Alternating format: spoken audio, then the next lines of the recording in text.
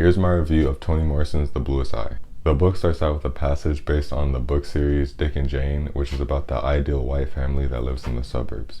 There's a mother, father, son who's Dick, and daughter who's Jane. This part repeats 3 times, and each time grammatical errors are added, like removing punctuation in the second paragraph and removing both punctuation and spacing in the third paragraph. I have an idea on why this is added to the book, but I'll tie that in a little later. The book is based in Lorena, Ohio, which I don't find important, but the years 1940 and 1941 are definitely important for the context of the story. Now, the majority of the book is told through the perspective of Claudia MacTier, who has an older sister, Frida.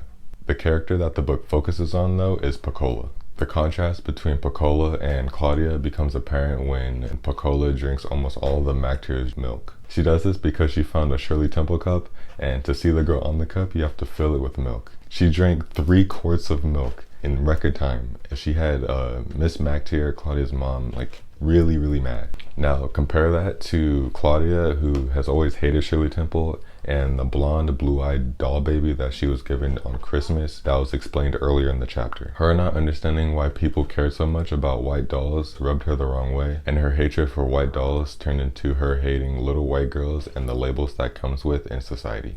The book is told in a similar style as Euphoria, where a character will be introduced and then a large portion will be contributed to telling their backstory and their relation to other characters. My favorite part is when the book goes into Polly's backstory. Polly is Pecola's mother, and the whole Breedlove family is really poor and they live in an old store. For the beginning portion of the book, Toni Morrison addresses Polly Breedlove as Polly, but during her backstory she was called Pauline, and when I realized Polly and Pauline were the same person, it got me way more invested into the story. The way Toni Morrison writes, she makes you have to learn characters by name and you'll get completely lost. Not because there are a lot of characters in the story, but because she changes the perspective of the narrator pretty often. So you have to figure out who the narrator is and who's talking to the narrator by using context clues. The part that made me say this is my favorite part is Pauline's backstory, because it's the part of the book that's most relevant in my own life. When she was given the ultimatum by the white lady, it reminded me of my grandparents. When she was in labor with Pecola, it reminded me of my own mother. And overall, this chapter was the most impactful to me.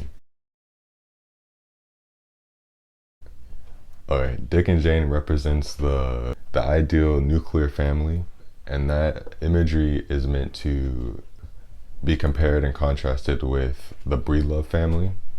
Polly, Charlie, Sammy, which is Pecola's brother, and Pecola. On page 33, the Dick and Jane passage is about their green and white house and how pretty it is, but then the rest of the chapter is describing the old store that they live in and like how bad the living conditions are. The same thing, it happens on pages 110 and 132. The ending and everything that led to the end, like Soaphead Church giving her the poisoned meat to give to the dog, her father getting her pregnant, and the imaginary voice she gets after she gets her blue eyes was a really wild ride. I like that Toni Morrison makes it so the voice leaves Pecola after Pecola's want for the bluest eyes grows again like before, cementing the moral to the story. That's about it for this review. I give the book a VGA grade of 85+. RVM, hit the strings.